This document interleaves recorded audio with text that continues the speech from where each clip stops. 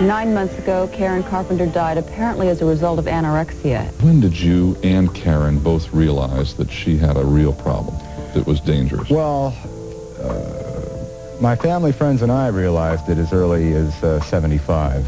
Right. But of course, one of the problems with anorexia nervosa is that the victim, a lot of times, does not realize it his or herself.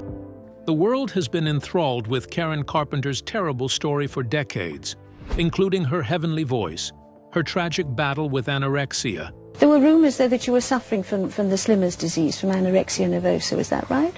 No. And her untimely death at the age of 32. However, one aspect of the puzzle, her marriage, has long been a mystery. For years, admirers have been troubled by the murmurs, secrets, and suffering behind Karen and her husband, Thomas Burris's flawless image. Did they ever truly love each other? What was happening in the background? Thomas Burris has finally spoken up in a shocking disclosure that nobody anticipated.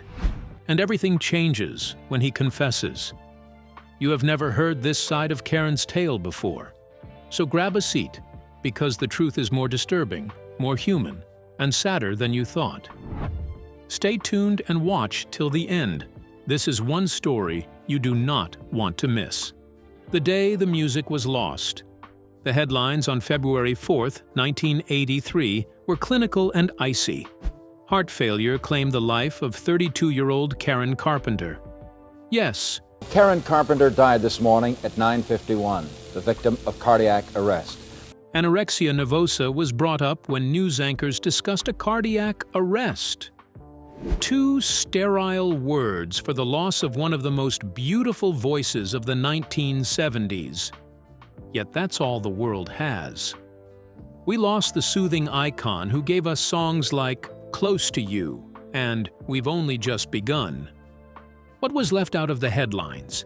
Behind Karen's gentle smile and quiet voice was a lady who was drowning from emotional neglect while surrounded by celebrities. The world lost more than just a vocalist when the news broke that Karen Carpenter had passed away at the age of 32. A voice that was familiar to it vanished. We've Only Just Begun, and Rainy Days and Mondays were played repeatedly on radio stations nationwide, which turned into temples of mourning. In the kitchens where Karen's songs used to play like lullabies, at their workstations and in their vehicles, fans sobbed. Candlelight vigils spread from suburban patios to city parks. Her records were revered as antiques. However, those closest to her were aware that she had not just passed away in Downey, California that morning. For years, she had been dying. Notoriety, Grammy Awards, hits the top of the charts, a loyal following. Karen appeared to have it all. However, beneath the glitz and glamour of fame was a lady who felt invisible, micromanaged by her controlling mother, Agnes Carpenter, and overshadowed by her brother Richard's musical prowess. She was performing, not living. She glowed on stage. She wilted in solitude off stage, plagued by a deadly preoccupation with her body.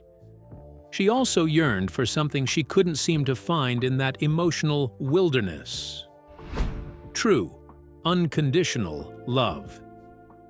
Karen's career was still booming in 1980, but her heart was hurting in private.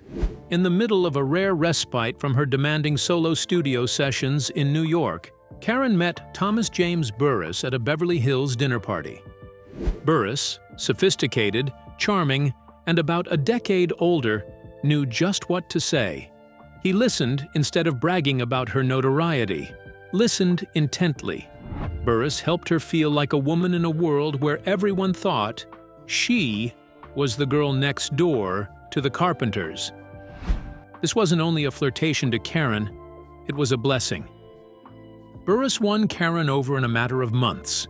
He promised stability, love, and even children, and he said all the right things. Karen was enthralled and longed for a life free from the demands of show business and her family's oppressive expectations. She therefore didn't think twice when Burris offered, She thought she had at last met someone who appreciated her for who she was, not just what she could sing. She believed she was marrying her happily ever after. However, what is the reality? Her last heartbreak was just getting started. Burris vanished after Karen's untimely death. No interviews. Nothing to say. No mourning in public. He remained a ghost for almost 40 years. Rumors were circulating, with some saying he broke her emotionally, and others saying he left her bankrupt. However, the public could only make assumptions in the absence of confirmation. Burris has at last spoken in a rare and private exchange, and his admission is heartbreaking, not only for Karen's legacy, but also for the way the world let her down. Those closest to Karen recognized something was wrong even in the early days. First, we revealed how Karen Carpenter really died. Now her closest friends tell you why. Suddenly there was Thomas Burris, attractive, articulate, but too quickly. He appeared to be more of a polished illusion than a realistic partner, and nobody knew much about him. Concern was expressed by Karen's staff, friends, and even her inner circle of trusted people. In reality, who was this man? However, Karen was unwilling to listen to the cautions. For the first time in her life, she was doing what she felt was right, not what her mother had told her to do or what her manager had advised. And that heart was longing to believe in love, but it was so frequently disregarded and overturned. She then leaped the vasectomy that shattered her dreams. The illusion started to fall apart only a few weeks into the marriage. Karen learned the heartbreaking fact that Thomas Burris had had a vasectomy, but he had never disclosed it to her. This wasn't merely a medical fact. It was everything to Karen, who had always dreamed of having her own family and children. Her ambition of using her gentle voice and warm eyes to raise a child vanished. What about the treachery? Burris had given her the impression that they were creating a life together, but he had denied her the opportunity to become a mother without ever offering her a choice. She didn't yell, she didn't plead, she simply became silent. It's not always heartbreak that blows up, it just silences you sometimes. The warning signs grew stronger as her marriage did. For Karen Carpenter, White Lace and Promises became more than just familiar words to one of her biggest songs. The very successful and popular songstress was wed to real estate developer Thomas Burris.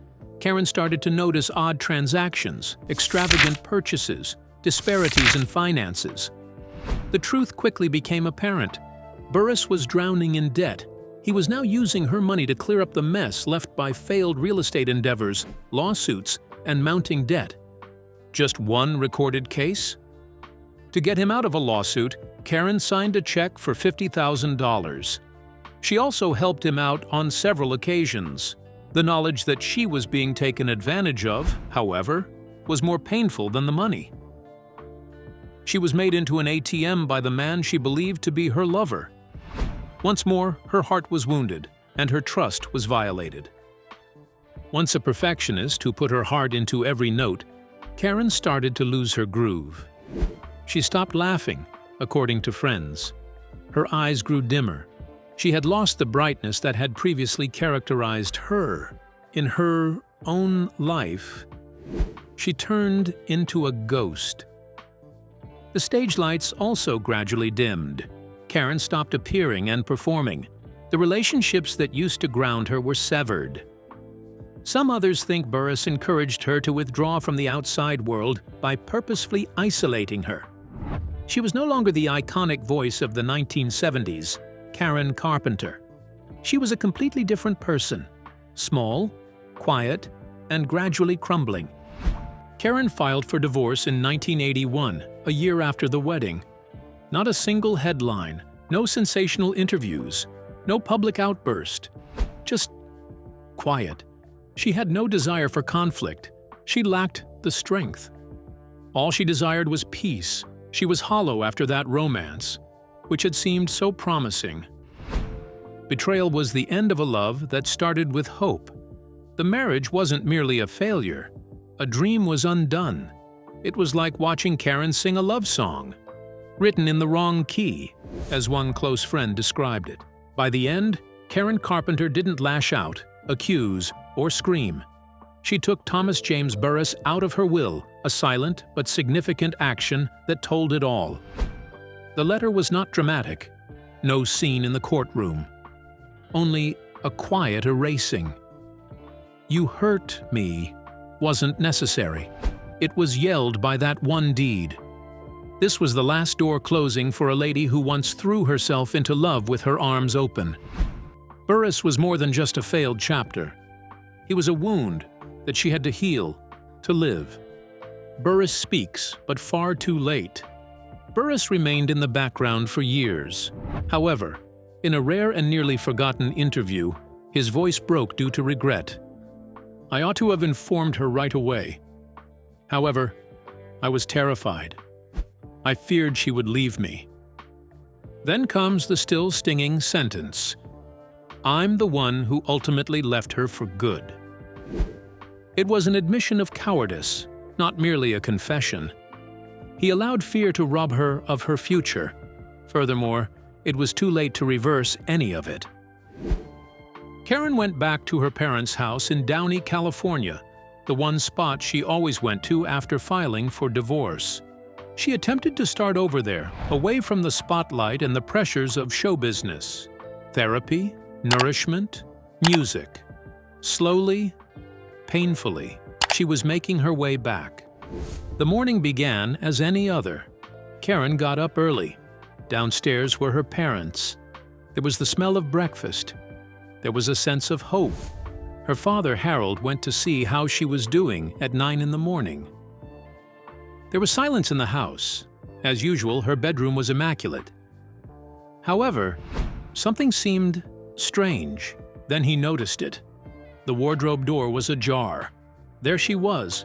Karen was unconscious while she lay on the ground. Her lips were colorless. Her complexion was pallid. Once again, her frail body had crumbled. But this time, there would be no recovery.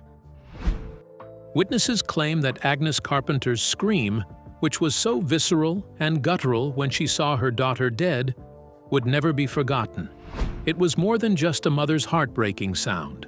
The sound was that of guilt, of being aware that love eventually turned into power, and that power destroyed her kid. The paramedics showed up quickly. Adrenaline and CPR were tried, but her body was too weak. Her heart, which was the driving force behind Superstar and Rainy Days and Mondays, had failed. Karen Carpenter passed away at the age of 32.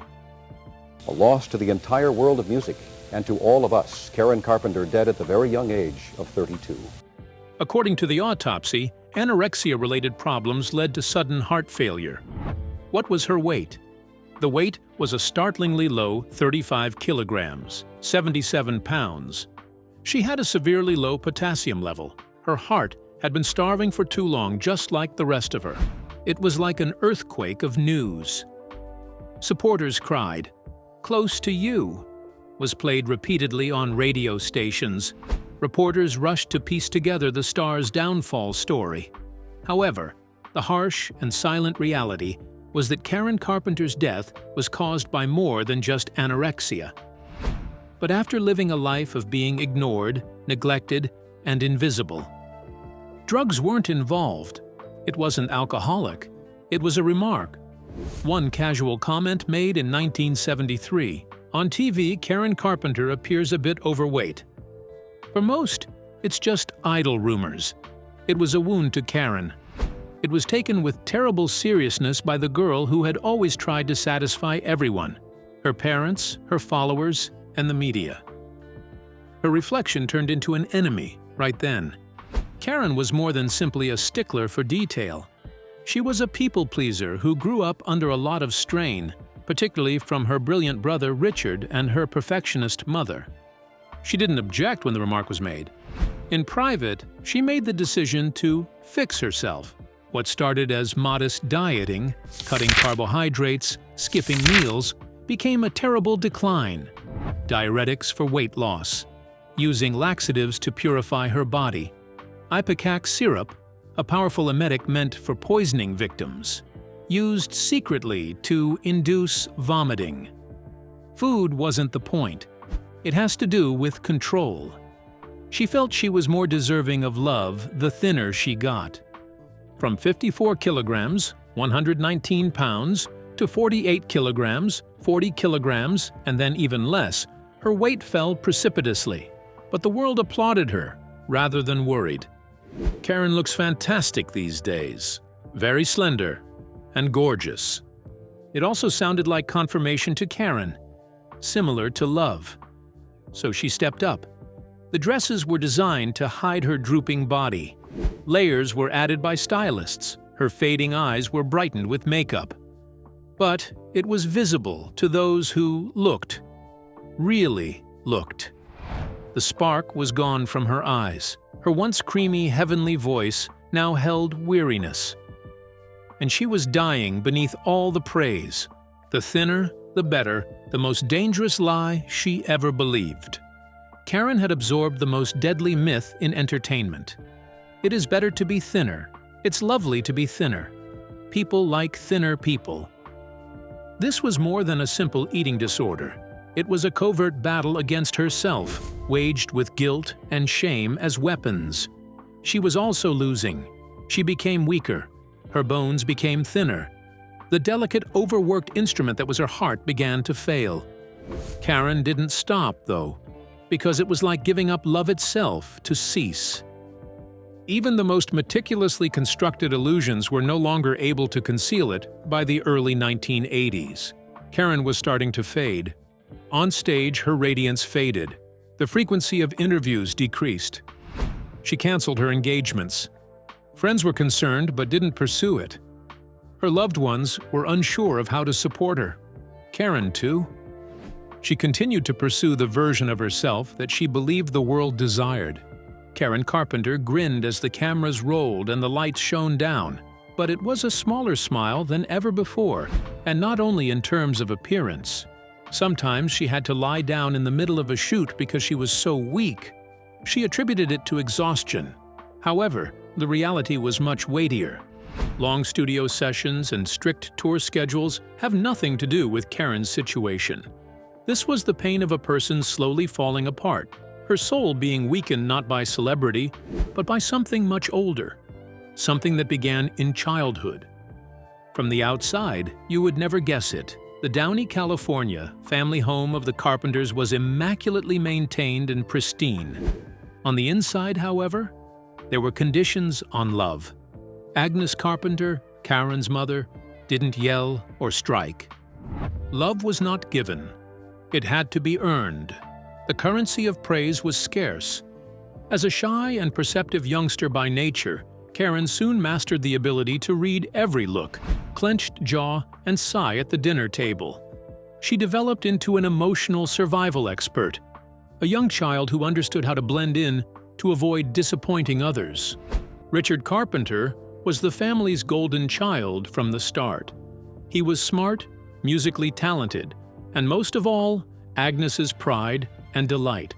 Karen, she was simply the little sister who could sing, despite having a stunning voice. She was viewed as Richard's backup vocalist, regardless of the number of records she sold or the number of standing ovations she received. This was not rivalry between siblings. Systemic emotional neglect was what this was. Karen lived in a household where being helpful, talented, or obedient was what made you loved, not your kindness or goodness. Karen mastered the art of emotional disappearance. She may feel completely alone in a crowded arena, a room, or even on a stage. Through the emptiness, she discovered how to smile, how to sit quietly through dinner while listening to her parents chat about Richard, all the while staring at her plate and wishing for a compliment or even just a glance. To her mother, she was still simply the girl behind the drums, even when she rose to fame as the Carpenters' vocalist, selling out arenas and winning over hearts all over the world. Karen was supposed to have her moment. Late 1970s, Las Vegas. The crowd is sold out. Karen puts her everything into superstar as she stands on stage. The crowd erupts into cheers. a roaring round of applause. However, backstage after the performance, with flowers and cheers all around, it was not Agnes Carpenter who said, "I'm proud of you," not even once. She supposedly remarked, "You were pitchy in the second verse." Even worse, she remained silent. Karen's life was like that.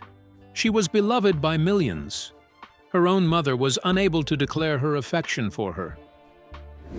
Karen penned a single heartbreaking statement in an undated diary entry. "I'm empty, even though I have everything." A revelation that pierces all the glamour and celebrity. The lady who was whispering to the world, "Do I deserve love yet?" was the one behind the composure, the punctuality, and the perfection. Karen made a brave, silent choice in 1979. She departed from Los Angeles. Richard was left the picture of the dutiful, kind, and smiling pop princess. To find herself, the true Karen, she took a plane to New York. The Carpenters, not half of them. Not the girl who smiles so hauntingly. Simply put, Karen. She met renowned producer Phil Ramone there, who saw her as a genuine artist rather than a product. She started recording her one and only solo album with him. It was a personal, emotional, and passionate endeavor. Karen coordinated every beat, chose the music, and set up the harmonies. She was in charge. She was also more alive than she had been in a long time. Like a revered relic, she brought the master tapes back to Los Angeles. However, she encountered icy indifference. Richard wasn't in favor of the record. It was rejected by A&M Records, who deemed it not commercial enough. Without Richard, they had no faith in Karen. She had used her funds to spend $400,000. Not good enough, the world said. She didn't mention the album again. Phil Ramone was never mentioned. It was similar to watching a candle go out. She sang and smiled, but where was the spark? Lost. For 17 years, the album was stored in a vault. 13 years after her passing in 1996, the world finally heard the truth she attempted to convey. Karen Carpenter. Only her. No. Richard. No picture. Simply heartbreak in musical form. It was a diary album. The murmur of a soul. This is who I truly was. And she was long gone by then. If Karen's story moved you, don't let it be forgotten. Share it. Comment. Sing her tunes. Preserve her soul.